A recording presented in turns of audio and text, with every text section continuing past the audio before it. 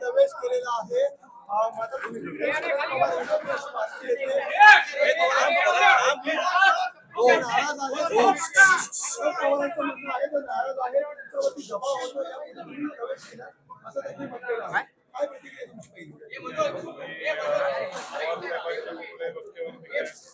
प्रतिक्रिया देऊ इच्छित नाही. मी त्यांना जाऊन भेटेल. तुमच्यावर कुठला दबाव होता का? नेमका तुम्ही प्रवेश का केलेला आहे? तुमचे जे आरोप होते त्याला मी वेळोवेळी आपल्या सर्व माध्यमांना सांगितलेलं आहे.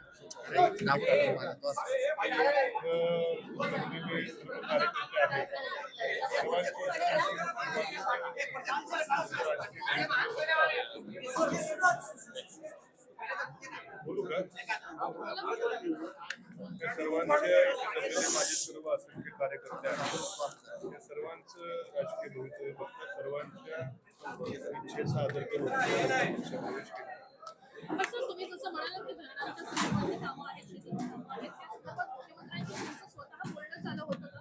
त्या बोलण्यामध्ये मुख्यमंत्र्यांनी तुम्हाला काय आश्वासन दिलं? निश्चितपणे जी पोटनिवडणुकीच्या वेळेस जी काही आमच्याकडचं जी काही विकास कामांचा विषय होता धरणामधलं गाळ काढण्याचं काम तर मंत्रिमंडळाने आहे आणि इतर कामं प्रगतीपथावर आता तर मीच पक्षात असल्यामुळे अजून पाठपुरावा करायला मला जास्त योग्य त्या ठिकाणी भूमिका राहील. आता तुमचा प्रवेश झाला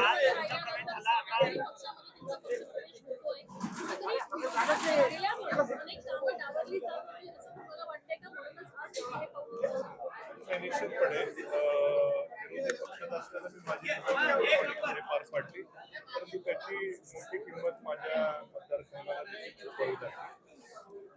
सत्ता गेल्यानंतर निश्चितपणे कुठेतरी विकास कामांना थोडासा ब्रेक आणि बऱ्याचशा कार्यकर्त्यांची ही भावना होती आणि या सर्वांच्या भावनेचा आदर ठेवून सुद्धा देखील मतदारसंघामध्ये निधी कमी पडू नये ही देखील यामागचं एक मोठं कारण आहे. कुठला दबाव माझ्यावर कोणाचा नव्हता, कुठल्याही चौकशी वगैरे कुठलीही नव्हती पण या कार्यकर्त्यांची प्रामाणिक भावनेचा आदर राखत मी आज पाऊल उचललं. पण राहुरीमध्ये तुम्हाला एक पाऊल मागे घेतल्यानंतर कार्यकर्ते काहीसे नाराज होतात, त्यांचंही म्हणणं होतं का नेमकं?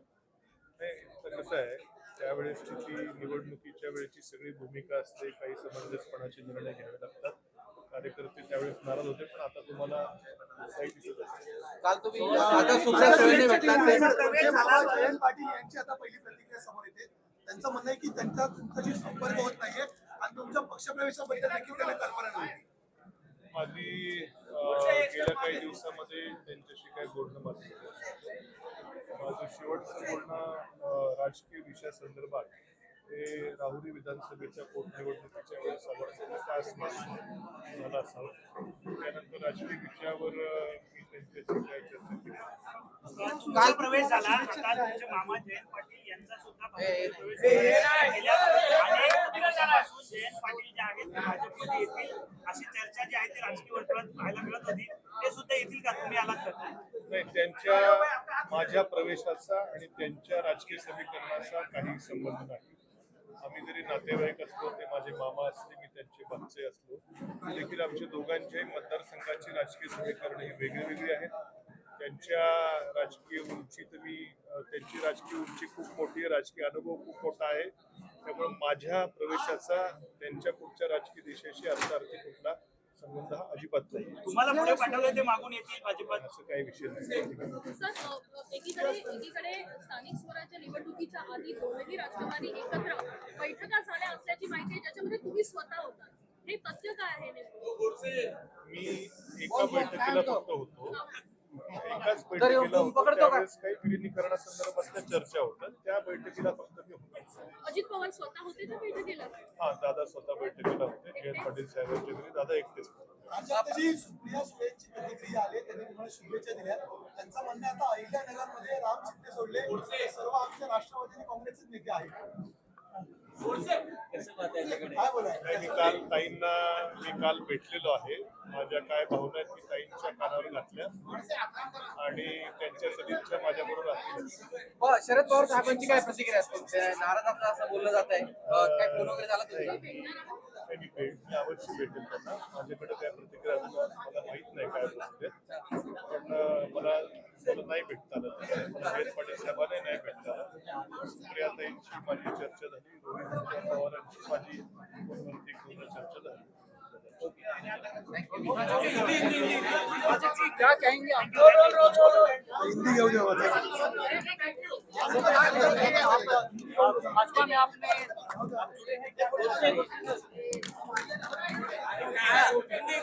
डिस्टन्स ठेवा. क्या कहना चाहेंगे? आज आज आपने पक्ष में प्रवेश किया है, क्या कहना मेरे सभी जो पार्टी वर्कर है, जो मेरे कॉन्स्टिट्यूंसी से है, उन सभी की इच्छा थी कि अभी हम लोग सत्ता पार्टी की ओर जाए. काफी दिनों से इनकी इच्छा थी. तो सभी के विचार, सभी कार्यकर्ताओं से विचार विनिमय करने के बाद हम सभी ने अभी भारतीय जनता पक्ष में प्रवेश किया है. आगे चल के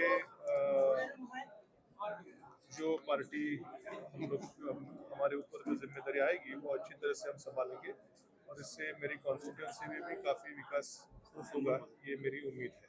साथ ही सुप्रिया ताई ने भी आपको बधाइयाँ दी, शुभकामनाएं दी, कैसे देखते हैं उससे और विचारधारा को कैसे आगे लेकर चलने वाले हैं आप? देखिए, जिस पार्टी में, हर पार्टी में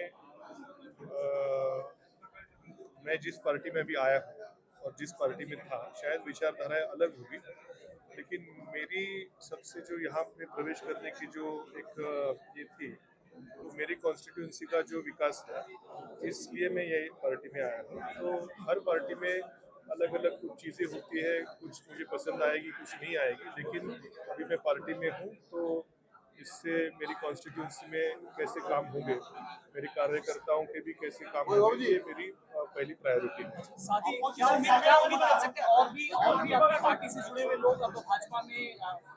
नहीं, इससे बारे में मैं कुछ नहीं कहूँगा. मैं तो सिर्फ ये मेरा अकेले का और मेरे कार्यकर्ताओं का प्रवेश. ऑपोजिशन आपके ऊपर आरोप कर रहा है कि आपके मामा की और आपके ऊपर ईडी की नजर थी, इसकी वजह से आप बीजेपी में जा रहे हैं. किस तरह से आरोप कर रहे हैं? नहीं, इसमें ये एकदम बेबुनियाद आरोप है. मेरी जो ईडी की इंक्वायरी थी, जो केस चल रही थी, वो खत्म हो गई है. 1 साल पहले ही जो EOW है, इकोनॉमिक ऑफेंस विंग, उन्होंने इसमें क्लीन चिट दी थी. वो कोर्ट ने 2-3 महीने पहले एक्सेप्ट कर ली थी और सिर्फ जो टेक्निकल कुछ चीज़ें थी वो 1 महीने पहले ख़त्म हो गई और now the case close now. So इससे कुछ संबंध बिल्कुल जोड़ने की कुछ ज़रूरत नहीं है और मेरे ऊपर दूसरा कोई भी केस दर्ज नहीं है इस देश में. तो ऐसी कौन सी इंक्वायरी भी मेरी चल नहीं रही है. तो इस चीज़ से कुछ जोड़ना बराबर है, उचित नहीं है. Thank you sir.